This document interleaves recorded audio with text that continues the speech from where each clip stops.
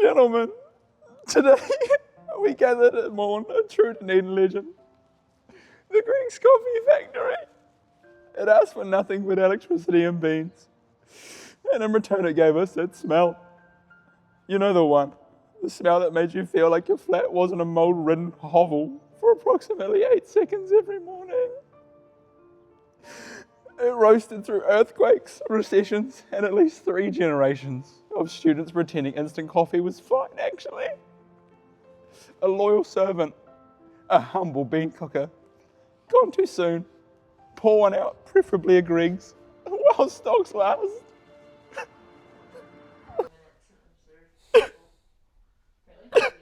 It's okay, Tyler.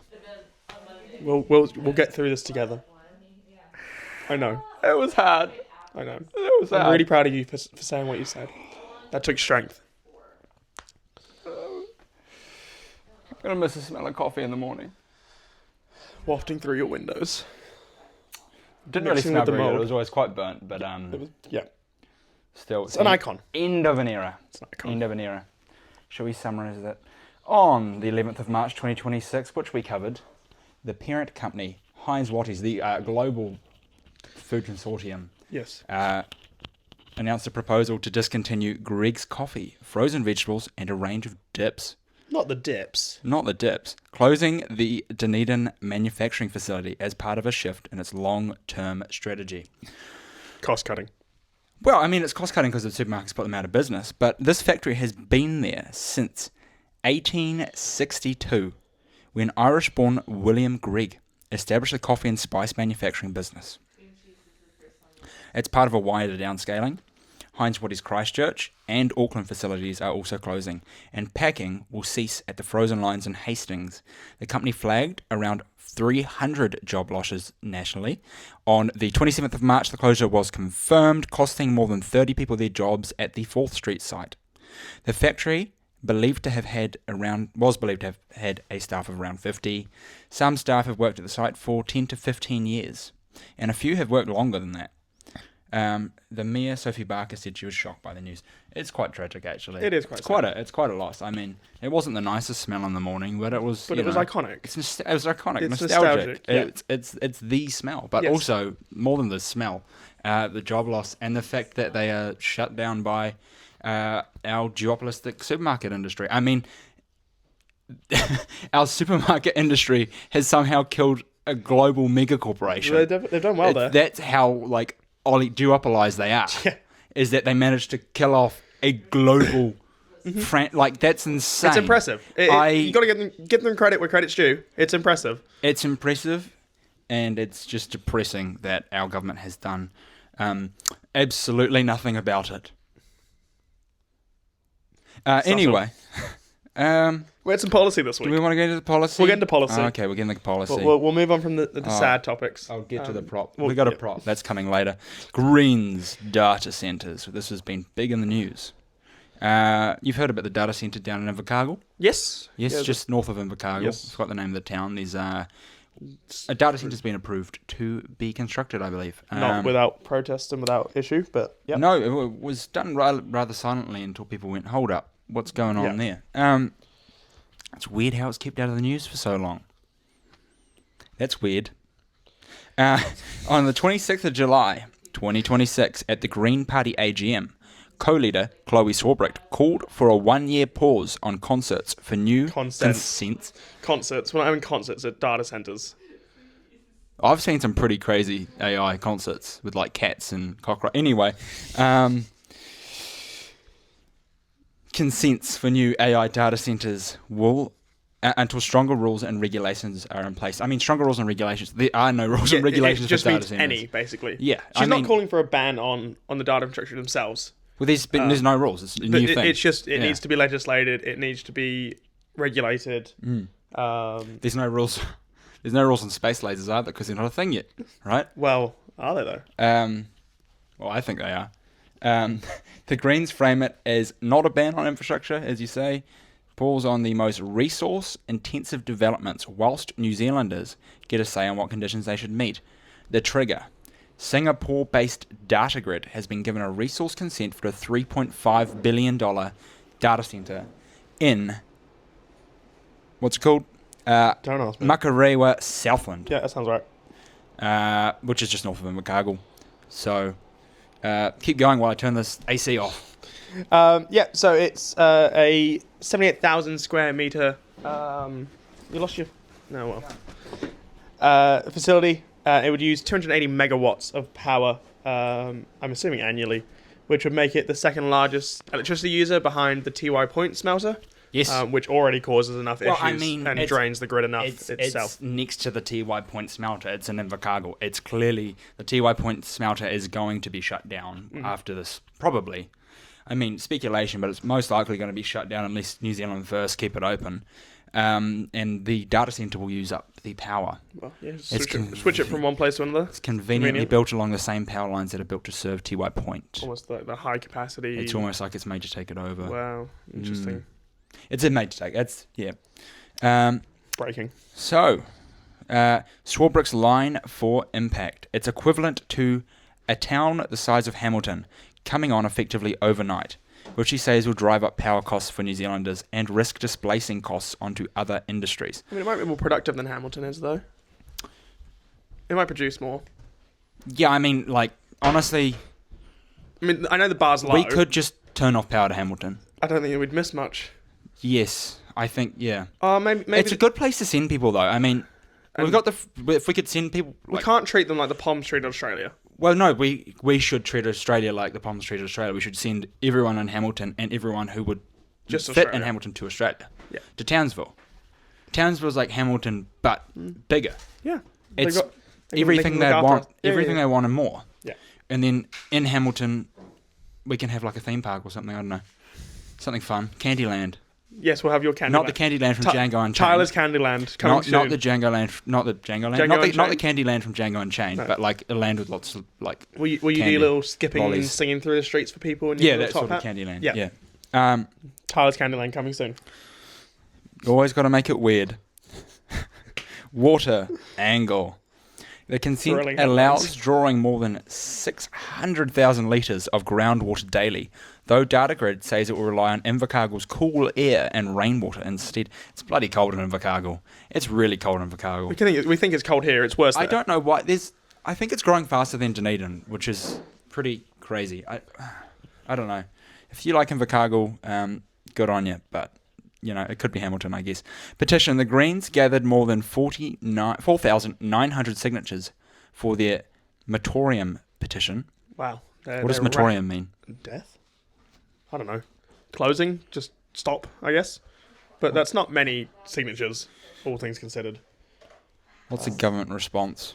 Christopher Luxon, the Prime Minister, has come out and called Chloe Swarbrick's lines alarmist, and instead directed... Nicola Willis, who was acting as Economic Growth Minister, I should say, to develop a set of principles wanting to involve the companies that are going to be involved in this data centre. Oh, yeah. What does moratorium mean? Moratorium means a temporary stop or delay in the activity, law, or payment, which you probably should have worked out. I said anyway. Stop. Yeah, but... I didn't say temporary. No. Yeah, so the Greens are overall claiming that the government's investment is seeking $30 billion of offshore investment to build the AI data centres, contrasting that with dry year energy security warnings. So they're basically saying we barely got enough energy security to fund to run Hamilton, and now you want to put another Hamilton in. I thought the Greens were against principles-based treaties.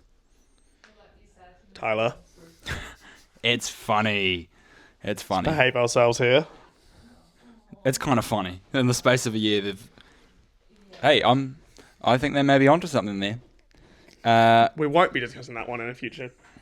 Well, let's get into the National Party and the Opportunities Party, and then we can do the unboxing. We'll do a live reveal of my pamphlet. National has said that they will not go with the Opportunities Party. No, Luxon came out in his post-cabinet press conference, very off the whim seemingly, got one question and just ruled them out on the basis that they want to increase taxes. And Luxon has gone and said, no government I lead will increase taxes for anyone. Yeah, we won't be working with them, he says. Yeah. His office actually went further, confirming National was not just ruling out a coalition, but any confidence and supply agreement, which is basically an agreement to work with the government even when you're not in government, which you saw the Greens and Labour did when Labour had a majority to form government on their own. I think you guarantee their vote on the budget, and then most other things is case by case. It's kind of an agreement to have discussions with another party to about be open policy. to it a bit more. Yeah. Basically, it's I want to stay on good pages because I'm probably going to do stuff that makes people hate me. So I'm probably going to need you at the next election. Let's still be buddies. Yeah. But I'm not bringing you into government because I don't need you. Yeah. There's very little cabinet seats. There's no power. You're not getting cabinet. Yeah. Yeah. And the honestly little parties, if they're not getting a cabinet seat, don't really want to be in government anyway. If they don't need to. But he has completely ruled them out now under any government or any form. His specific objections were certain policies. And he said, you have a basic universal income that wants to make every New Zealander a beneficiary. You have a land tax sitting there. That's actually going to be massive. Those are what he said. Well, I mean, the universal basic income is make everyone bottom feeders, according to Luxon. It's a universal basic income of $370 a week. Some reporting frames it as up to $370. So, either or. Morgan, who is the founder of the party, Gareth Morgan, his original 2017 version was $200 a week for 18 to 23-year-olds. National's caricature is that, it wants to make every New Zealander a beneficiary, and then their land tax is 1.75% annual tax on the value of urban land and 0.5% tax on rural land, which is the descendant of Morgan's big kahuna asset tax idea, which is a throwback to previous elections, which is no longer really relevant. So, feel free to look at that if you want to. But, I mean, Top's been labelled as a left-wing party. They claim to be centrists. They've been centrist at past elections, but Quile Wong has kind of taken it. She has seemingly taken the party to the left. She's veered it slightly to the left, but it's not radically left. Why it's still centre? Yeah. But it's centre probably left-leaning in these guys' perspectives. I mean, to the Greens, it's probably centre right-leaning. It's not far enough. But why take on the risk of working with a party that you cannot guarantee is going to support your ideas? Like, if National can just shut down a party that may go with the opposition, and to be fair, when Labour finally overtook National in the polls, Quile Wong said in an interview they will be trying to form a coalition with whoever the largest party is, not the largest bloc, but the largest party, which at the time implied Labour, and obviously still does. But yeah, it still does. Yeah, National want to be in government, obviously, so they see that as a risk and have ruled them out, which is. I mean, it's unfortunate for people who support Top, but I think Top is in a difficult position because I think there are Top supporters, but Top supporters who support each coalition. Yeah, well, that's the beauty of a centrist party, isn't it? Yes, but you immediately throw off half your voters when you pick one of the you're going to upset someone. Or you're going to ostracize some part of your voting base. So I think a lot of Top voters don't want to work with the Greens. I think a lot of Top voters don't want to work with ACT, probably New Zealand First, for their social policy. And really it's Labour and National they want to or would be happy working with that. I think if Top went with Labour, they wouldn't lose a bunch of voters. If Top went with National, they wouldn't lose a bunch of voters. But the coalition they go with, they will. So Gareth Morgan has come out, again, the founder of Top, and published in a piece in the newsroom platform, advising his Top successors, the current leadership of Top, to stay clear of government, hold their nerve on policy excellence. He believes that Top should actively campaign on not wanting to form a coalition agreement, instead leverage their position to negotiate the supply and confidence agreement with whoever's in government and stay as a conscious critic within Parliament but not within government, which is honestly probably a wise idea for Top. Yeah, they can vote across, they can sit on the crossbenches and vote with one block for one policy and another block for another policy. Which you never really see. No, I mean, swinging. You don't see that in any Westminster system at all. I think it would attract a lot of voters, and I think It's almost like that's a lot of it's what people want. They want less party politics, more policy politics. Mm. It's what people are crying out for. Yeah, I mean, yeah, if they get into government, it just depends if a government can be formed without them, right? You can have a minority coalition government. You can have a minority coalition government, or you can have a grand coalition, which is the two largest parties, which would be Labour and National. Yeah. And whatever the coalition government is, would just be the one that whatever bloc gets the most votes. Yeah. I think honestly that's probably their best option at the moment is to sit on the benches. But I think Kule Wong has She's running a very good ambitions. campaign. She has ambitions for government. Yeah, obviously. She's not wanting to sit on the crossbenches. She hasn't even mentioned that. I think she's done good to get where she is, but I actually think, as a fact of her personality, she may be limited. I think she's almost too ambitious. I think she's reaching too far, which is going to disillusion voters. Because, I mean, she's heavily implying, even though she's explicitly stating she won't, she's implying that she's going to go with the left-wing bloc, which I think is losing centre-right voters. Yep. And National has capitalised on that by making this a big issue, saying we're not going to go with Top.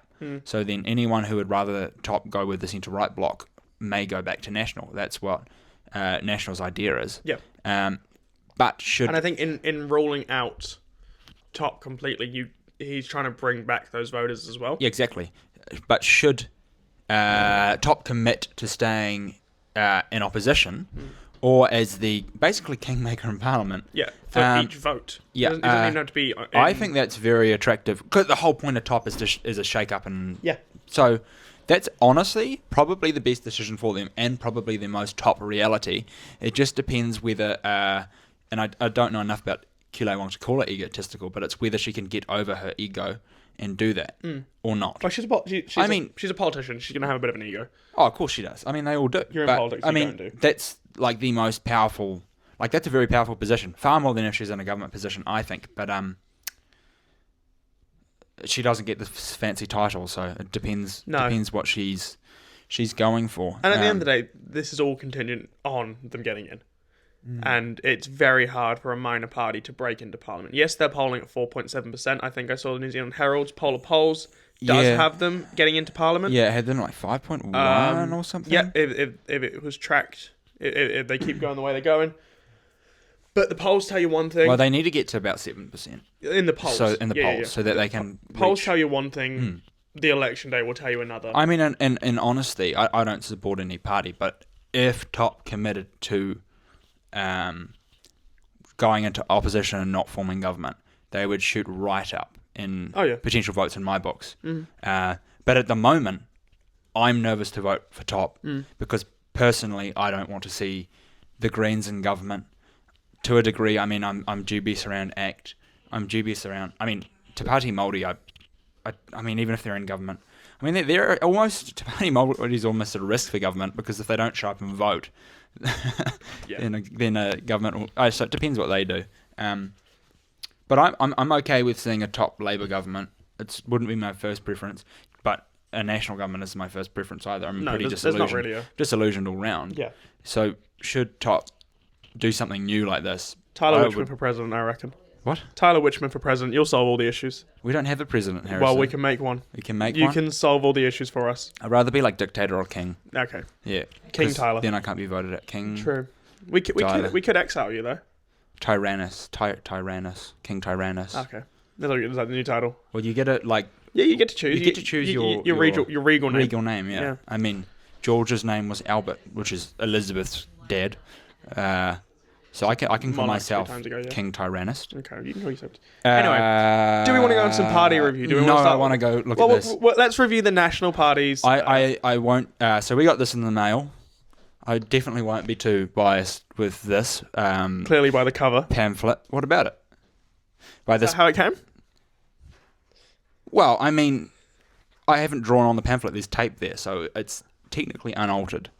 Okay. I can unalter it. Yeah. It's pretty easy. It's not permanent. Right. Anyway, pamphlet. Let's have a look. Hold up. Let me put the mic. Alrighty. Unboxing video. Let's see. What are they? Growing the economy, cracking down on crime, education and health.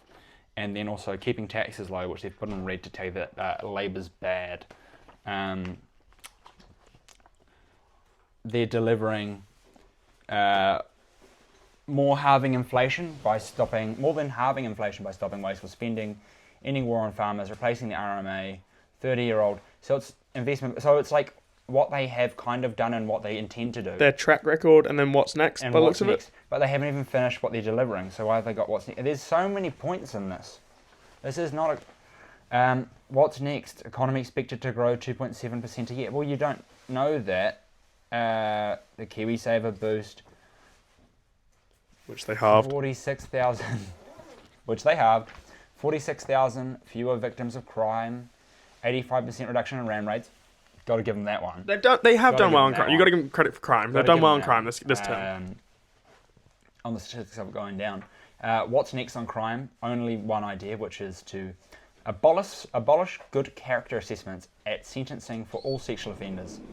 Well, that's a good one, but it's also their only idea. And well, you can also include their consent law that they just brought in. Well, they didn't.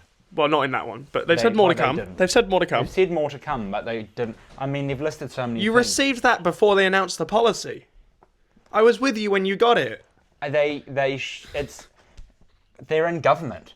They should have a plan. You're saying that the guys steering the ship... They're also in an electioneering campaign. You're telling me the guys steering the ship don't know where they're going to steer it tomorrow? Into the iceberg. Have you watched Titanic? Actually, no. I haven't either, but I know about it. Not that sad. Education. Their only idea for education is replacing NCEA with a grading system that goes from A to E. So back to the good old days. And gone are internal assessments with no exams. So NCEA, every subject's going to have at least some form of exam, and the grade's going to be A to E. That's your only idea for education. That's it. More to come, but again, they have been steering the ship for 3 years and they don't know what they're going to do with it. So, hey, 33 new cancer medicines and health, 33 other treatments. What's next? Medical school in Waikato for rural and community GPs. Yep, that's such a good idea. New modern hospitals in Nelson and Dunedin, major hospital upgrades in Whangarei, Tauranga, Hawke's Bay, Palmy North, more to come. Keeping taxes low. National is keeping taxes low so you can have more of what you earn. Especially if you're a landlord. You're saving 50 billion in wasteful spending, the usual stuff. Stopped the ute tax. Rural New Zealand's very happy about that. Increased NZ super. Well, I don't know how that's keeping taxes low if you're increasing NZ You're increasing super. spending. That's Okay. actually raising taxes. Interesting. A rates cap, which they're not doing a debts cap, they're just doing a rates cap, which means that local councils won't be able to put up rates on property. So they'll have to take out loans on that. And the way they'll pay off those loans is in the future increasing rates on us. So basically, they want to have their cake now and eat it, and we'll pay for it later. Yeah. Our generation. That's the idea. That's usually how it goes, is it not? Well, yeah, and National's right behind that. And what's at risk? In red. What colour? Red. You're colourblind, that's impressive. Yes, that is red. Well done. He's colourblind. Made it for me. He is colourblind, so What's we at have risk? to make sure. Labour's capital gains tax would hit the family batch, rental, small business and KiwiSaver. The gap between Labour's new spending and its proposed capital gains tax is a massive 18.2 billion. We won't talk about the Nationals gap anyway. Kiwis deserve to know how those costs will be met. More taxes or higher borrowing. Well, how are your costs going to be met, National? You've just said you're increasing super, but you've got no money to do it. The Greens are proposing 7 new taxes. That's it. The Greens are proposing 7 new taxes. Not what they are, not what they do. Why they're bad, just family new batch. taxes. It's quite family batch. And then on the back, they're growing the economy, keeping taxes low, cracking down on crime, improving education and health. They are working to ensure New Zealand has a more confident and secure future. And National's fixing the basics. Or as you've put, What do you think of that? As you've put, National is basic. Are they? That's what you put. Your words, not mine. Proud of yourself. Your words, not mine. He thought he was so funny when he showed me this. Not mine. No, it's just I'm not plugging someone unless if I'll do it with everyone. Unless they pay you. I'm waiting. I'm waiting for the next party that puts something in the... Yeah, so if you're a political party... What do you think? Rate that as a pamphlet. It's a bit terrible. Too much. There's so It's much terrible. going on. It's not what you're going to vote for. They've got one photo in the inside.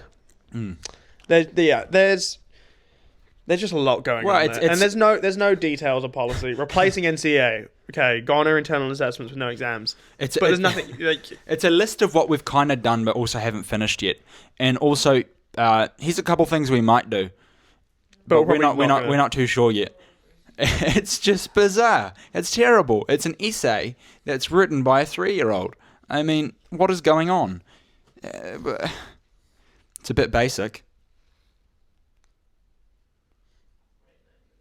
Anyway, let's move on to the Alliance. You were really funny for that one. Let's move on to the Alliance Party. So it's not basic enough either for the average voter. It serves no one. The voter is going to read into what it actually says. Goes, well, there's nothing here, and the voters who aren't going to read it, who just want a punchline or just like a catchy title, nothing's there either. Well, let's be honest. It serves no one. Most people are going to read that already know they're going to vote National. Exactly. So it's there's just a weird one that runs a podcast that decides to do a live unboxing on it. Okay, no need for personal attacks, Harrison. It's for old people so that they can say to like their family and National's gotta change the education system from NCA to exams. They've got their taglines now that they can, or their sound bites. They're reducing taxes by increasing the money you give me. Okay, Grandma. Anyway.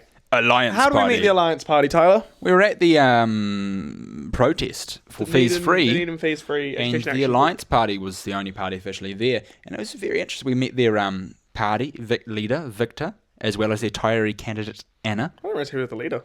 Yeah, he said so in the video you filmed. They formed... I'm deaf, leave me alone. They formed... So am I heard it. They formed in 1991, uniting New Labour, the Greens, Mana Motuhake, the Democrats, and the Liberals. So it's a coming together of all old parties. They were a major left challenge to the Rogernomics era Labour led by Jim Anderton. Rogernomics was like the neoliberalisation, which is like our current economic system away from Keynesian economics. These are big words. Simplify. Layman's terms. How can we layman terms this? It's going away... It's our current economic system. It's going away from jobs, focusing on sort of jobs and full employment and those sort of statistics to profit, I guess. There you go. And GDP. Yep. Now we focus on GDP and maximising Roger Douglas, because we're in deficit due to bad economic situations, the 1970s fuel shock. We'd kind of been puttering along since Britain joined the European Free Trade Agreement and as such abandoned their trade with us overnight. Sort of, most of our economy was built on selling wool and sheep meat to Britain, and overnight they said bye. We were the Europeans now, so that really shocked our economy. And we kind of, but we had full employment though, until Roger Douglas, who was the head of the Labour Party, came in and said, we shouldn't focus on labour and employment, we should focus on profit so that our balance sheet is green. And so we did. Labour converted us to being what is the modern capitalist system. And what Alliance preferred was the pre-Roger Douglas, the full employment system. That's a very oversimplified explanation of it, but I think it does it sort of justice. It does it justice. I think that it's a fair assessment. I think so. Yeah. Sure. Well, there's more nuances to it. ARC. So from 1999 to 2002, they were in a coalition with Labour, but they split over Afghanistan, which resulted in an effective collapse of the Alliance Party, because without Labour, without Labour, Alliance voters went to Labour, and they just couldn't get the 5% basically with our system. So it's a case study of how MMP both enabled them into the coalition, because people feel safe voting for Alliance because they can form a coalition with Labour and they can vote for their party vote. But it's also a case study of how MMP can punish a left-wing coalition, which it says some things about our previous parliamentary reforms? Should we reform further? Are we as, I guess, democratic? Are we as fair, as moral as we can be in our current system? Just very quickly going back to top, I believe one of their policies is lowering the threshold to 3%. Yeah. To make it easier for smaller parties to get in. Yeah, and the argument against smaller parties is, first of all, I mean, like, this is a new argument, is actually option fatigue, which you can see currently is a huge issue with everything in life. You have so many options that people just can't be bothered anymore. There's too much going on, and with 3% more people being incentivized to try and get in. Well, even when you've got a bunch of small parties as well, it causes division and instability. Yeah. So you can look at Belgium. I believe they had. So we'll have a look. But Belgium took years. If you can Google this. Oh, it was about 2 years, wasn't it? Google it. But Belgium couldn't form a government for years because they have a bunch of little political parties who they couldn't get more than half to agree to form a government. And when they did form a small government, a minority government, they ended up collapsing because they could never pass a budget because they could never get it past all the small parties. 652 days from December 2018 to October 2020. So 2 years, essentially. Yeah, just under 2 years. And then previously, the country went 541 days in 2010. Yeah, and I believe that government nearly collapsed if it hasn't collapsed. It just creates instability, which is why you see, I mean, you have to realise that all our political parties are not one group. No. And I think... there's probably two pretty relevant case studies with this, I think. The one from recently would have to be the Green Party. You could see James Shaw was very much an environmentalist. Mm-hmm. That was his predominant philosophy within the Green Party. They have now been taken over by more Marxist philosophy, I suppose. I don't know what the groups identify themselves as. They're probably not as extreme as other groups within the party. I'm not familiar, but definitely it's been a shift from our work with National as well, environmental focus, to Chloe Swarbrick, Marama Davidson's separate ideologies, which all exist within one. I mean, they probably call themselves social democrats, but it's more. But yeah, they're focused more on the social side of things. They're more people, whereas James Shaw was more planet. Yeah, it's a liberally used term. Yeah. And then, but the current, very obvious one would have to be ACT, because the ACT has. I think ACT must have three major groups in it. Has the very far libertarians who believe in total free markets.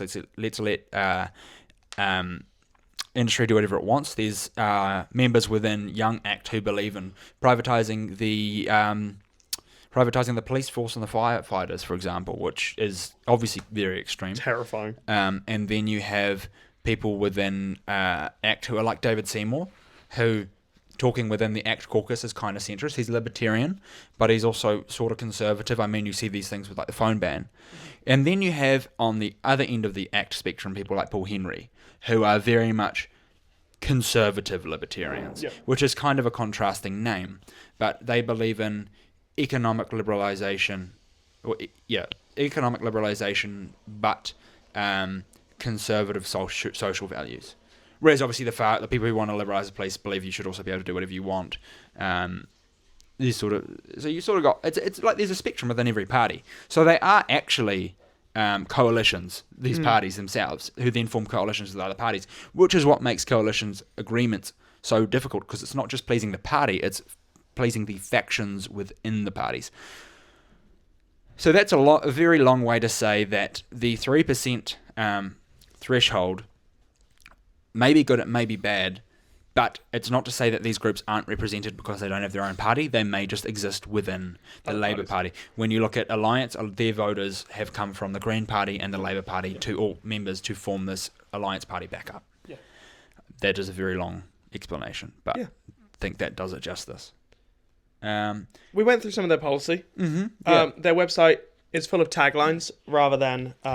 Well, they've been very open in saying that they haven't got a policy yet. They've existed for 6 months because they were, again, all Green Party and Labour Party members. You can see our interview with Victor, the leader, and Anna, the Tyree candidate, on our Fees Free Protest Part 1 video on our YouTube channel. Mm-hmm.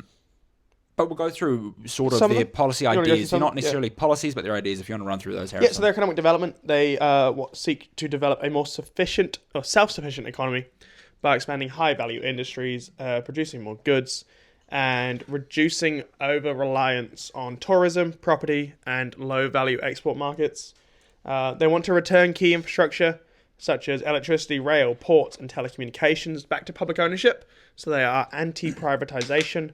And they do this to keep these services affordable and the profits in New Zealand being invested back into New Zealand themselves. They want to invest in transport and infrastructure, particularly rail and coastal shipping routes, and strengthen workers' rights and pay.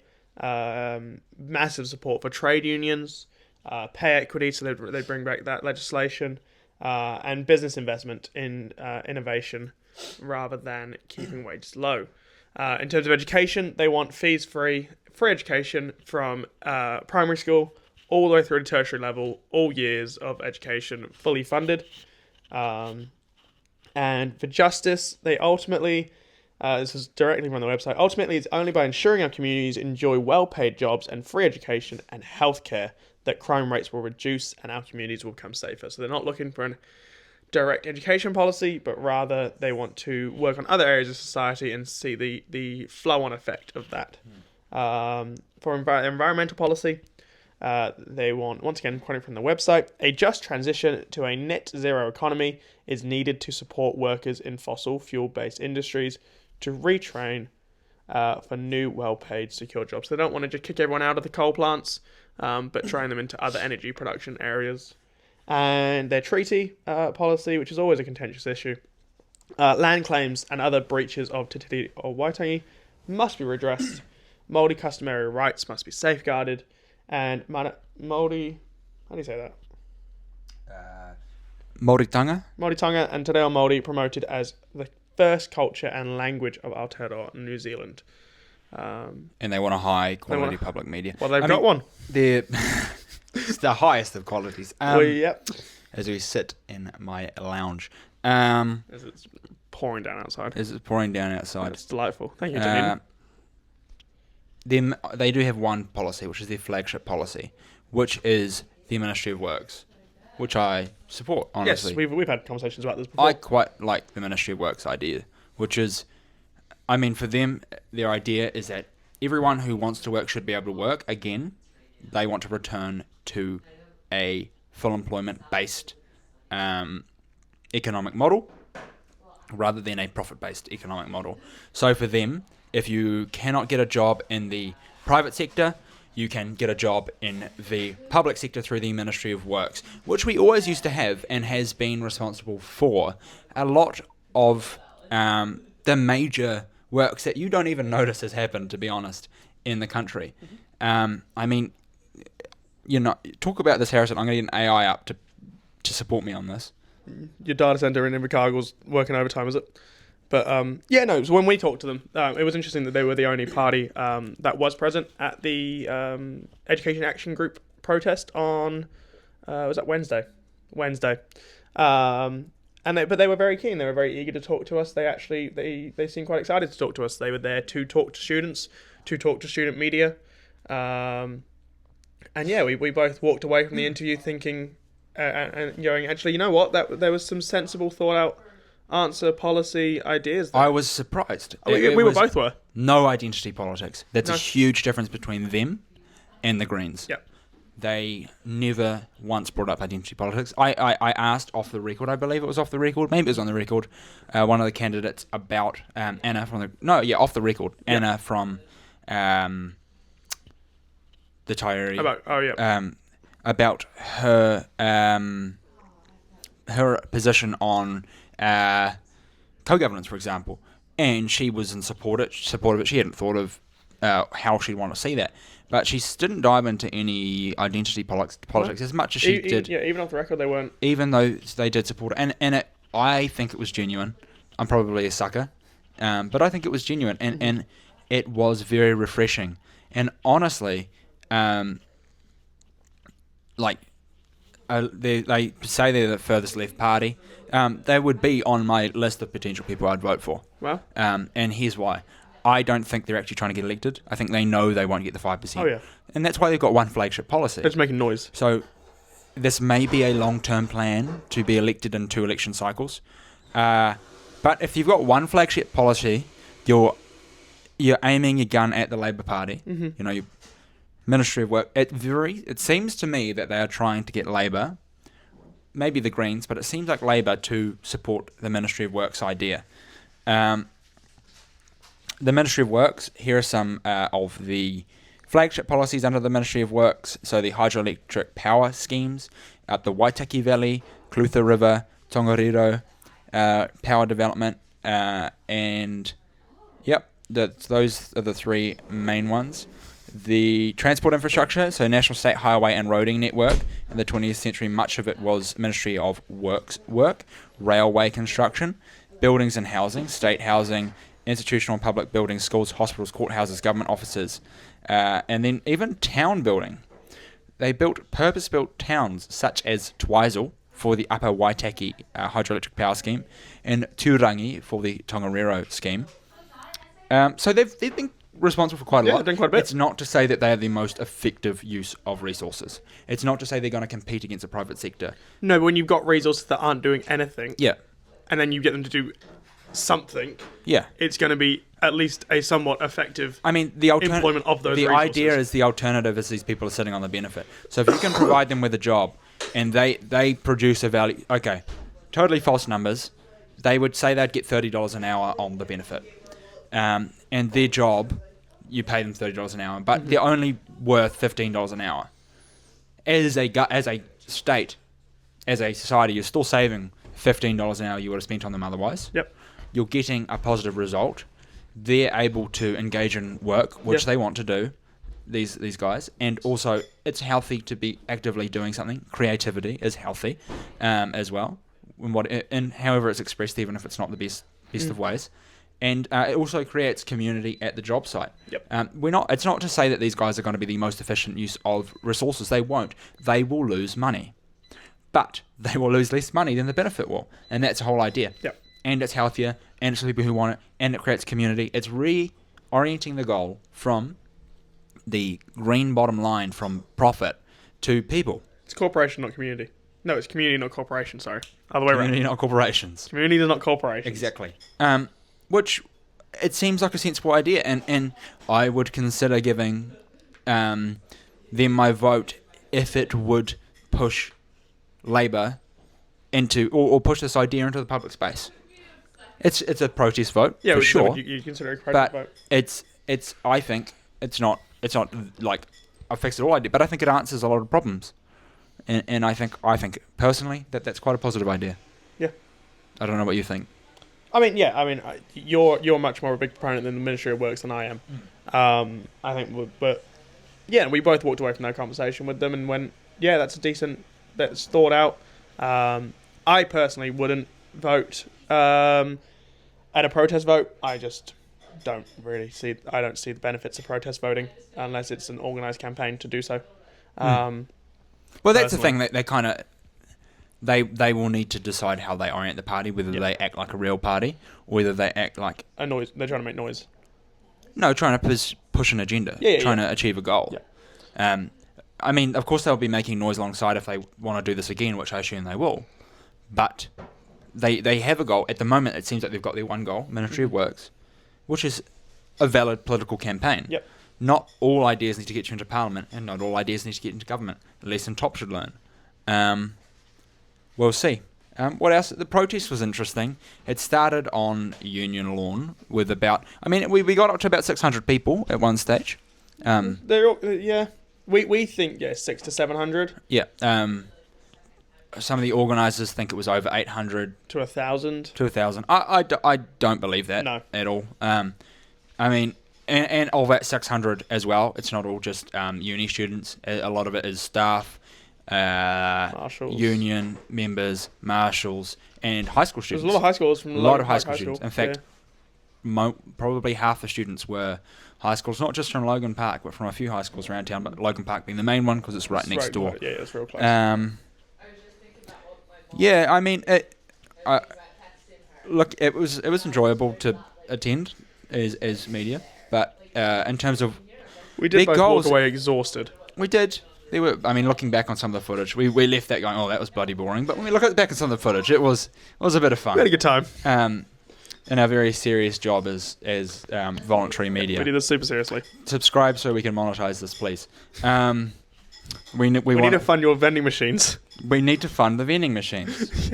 We need to fund the vending machines. But in honesty, looking at the event itself, I've got mixed thoughts on it. I think it was simultaneously well organised and badly organised, I think, in terms of, I think they didn't know who was going to show up. They didn't realise so many high schoolers were going to show up. They didn't have a plan. I think they fell into the...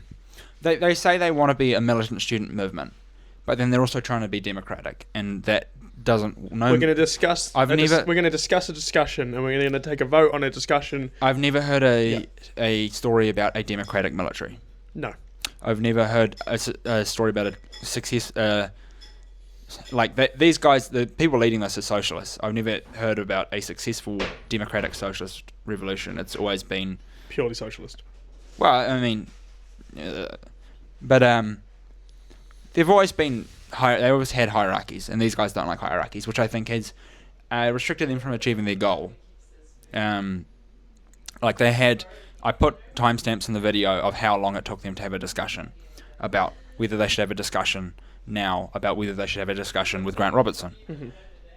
Instead of just the leadership saying, I think we should have a discussion with Grant Robertson, let's do that, or just getting everyone just to straight up vote on that. Yeah. It was quite ridiculous. And they didn't block off the access to the theatre, but they did sit outside one of the doors so Campus Watch... in their job, they did a good job of their job, which was to get students inside safely, and they did that, redirected. I don't know. They got to face Grant Robertson, and I think they're going to aim to escalate it from here. Yeah. But I don't think they'd really thought through their goals other than that, although they were communicating with Grant Robertson. He was in the academic senate's meeting, so he couldn't show up when they wanted him to. I don't know. It was a bit of a mess, but it'll be interesting to see if it escalates. It'll be interesting to see who shows up. It's whether they think they've got the momentum now. I think. Well, it's whether they've got the momentum now. Yeah. I think they probably think they do, but again, it was high school students who showed up. A lot of them, will they show up again? Why this time were there far less students who showed up? Yeah. There was far less than the fees free that was organised by OUSA. Yeah, OUSA advertised this one, but Southern Young Labour's pulled out. So the organisers of the event speculated that Southern Young Labour's pulled out because Chris Hipkins couldn't commit to fees free. So Southern Young Labour being like an institutional party doing what they're told from, they're being like top down. It's not. I mean, these student groups, and sorry if I offend anyone, not really sorry. They're not really bottom up. They're quite top down. It's you guys are the young people who are going to campaign for us. Not so much your ideas are going to go up. That's not to say there aren't youth ideas that go up. There are, but it's not the core premise of what these youth organisations are for. Yep. And at the end of the day, there is bodies the party decides what you do, what you say, how you advertise.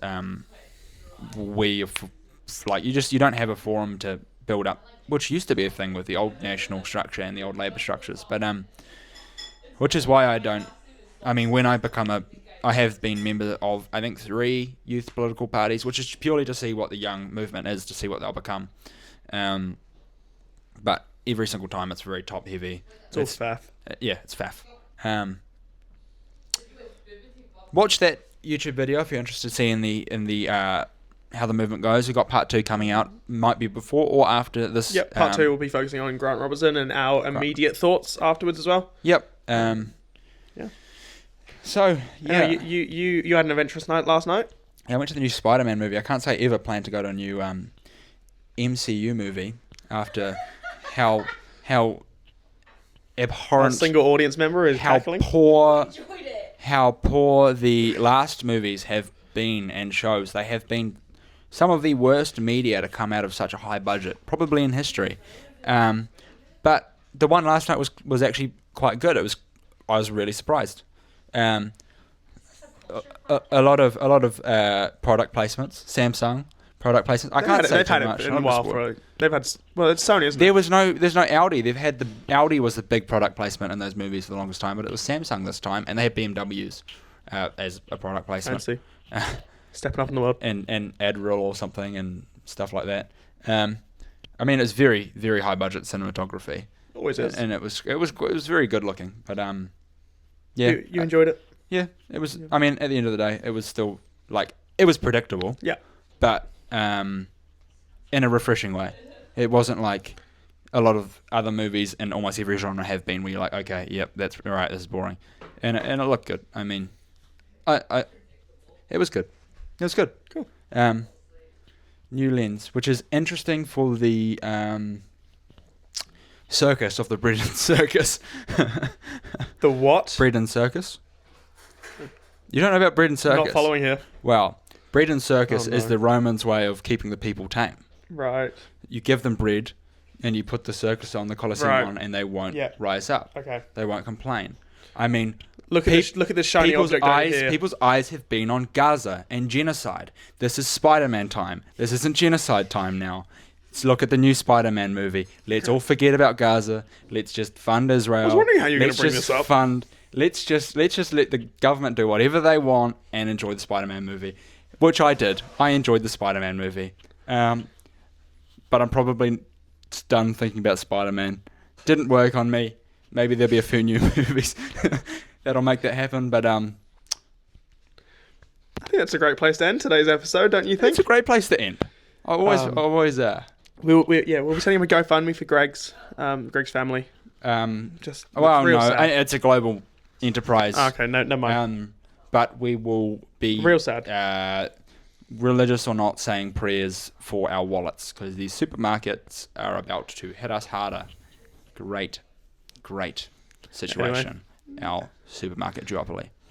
And on that note, On that cheery note, good night, good morning, good afternoon, whatever. Have a great rest of your day, or have a good sleep. Bye.